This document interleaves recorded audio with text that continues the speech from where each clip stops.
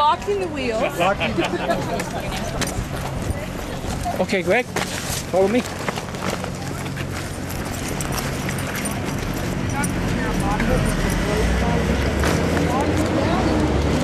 Okay, you're going to be getting everybody's attention. Okay, are we ready? Are we ready? Yep. Is everybody ready? Can you hear me?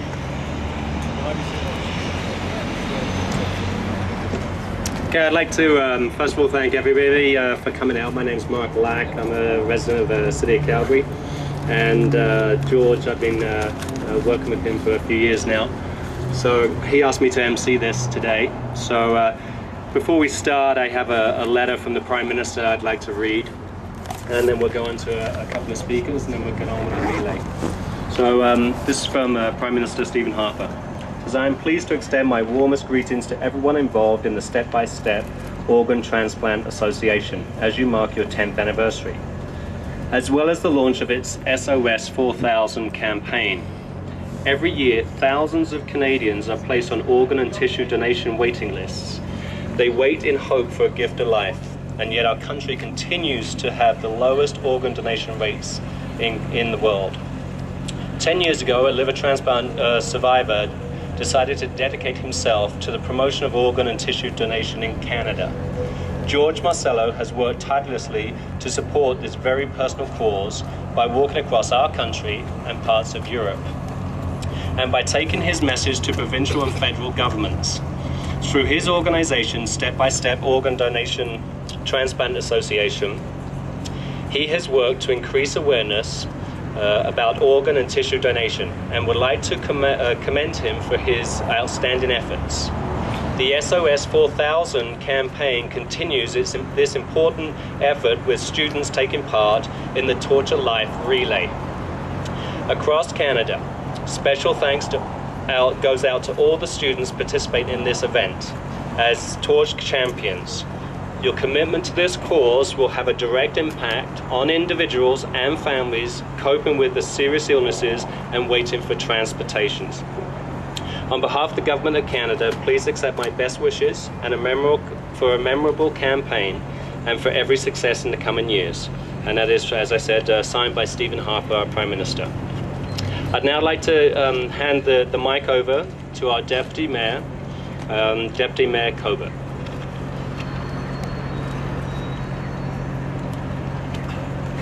Well, thank you, Mark. Good afternoon, everyone, ladies and gentlemen. It's an honor for me to be here and to be joined by Wanda and Michelle Danielson, whose sister, of course, we all know contributed significantly towards this cause.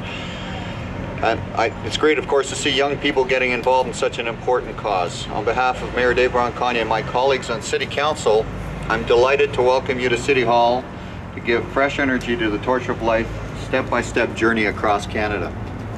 SOS4000 is a huge undertaking with a huge goal to draw attention to the desperate need for organ and tissue donations. The need far, far outweighs the availability of donations. One donor can provide up to 8 organs: heart, liver, pancreas, small bowel, 2 kidneys, and 2 lungs. More than just 8 lives can be saved with them because livers and lungs can be divided. Hearts can be transplanted whole, or the valves alone can be used. It's important that young people understand the value of donating because children cannot receive the synthetic heart valves used for adults. Children must wait for suitable sized donor valves. Fortunately, Canada has a national matching system that directs organs whenever it finds the most suitable recipient.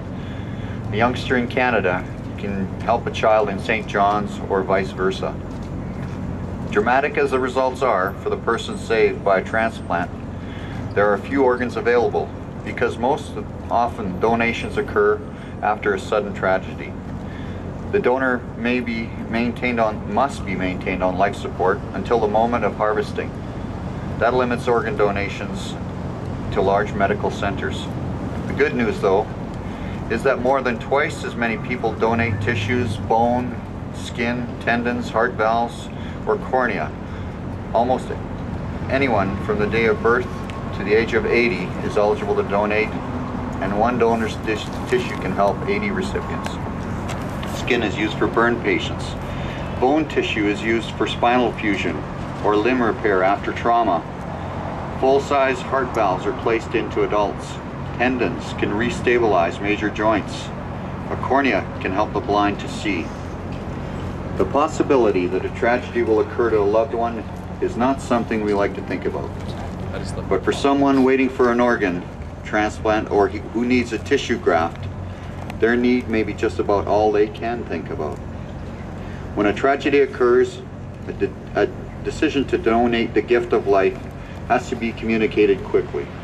If families would only talk together now about their values and beliefs, they can act generously at a time when they would be too upset to think about making any new decisions. This leg of SOS4000 is dedicated to the family of Tricia Danielson, the late daughter of former Alderman Diane Danielson and Art Danielson. Her organs gave new life to 3 people. I have the privilege of representing Diane's ward now, and I'd like to add my respects to Diane and her family. They set a truly powerful example for us to follow. You may not feel ready to sign a donor card, but after the walkers reach Canada Olympic Park this afternoon, please think about it. Talk about it with your family and friends. You're more likely to be a recipient than a donor, but if you don't become active in the donor movement, there may not be tissues or an organ for you should you need one. More power to each of you for carrying the torch of life. Again, on behalf of Mayor Dave Bronconyi and City Council, best wishes for this campaign of awareness and be the change you want to see occur in the world. Thank you very much.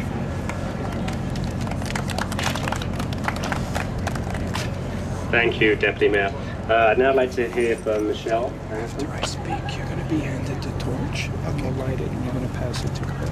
Okay. My sister passed away of an undiagnosed brain tumor about 4 years ago.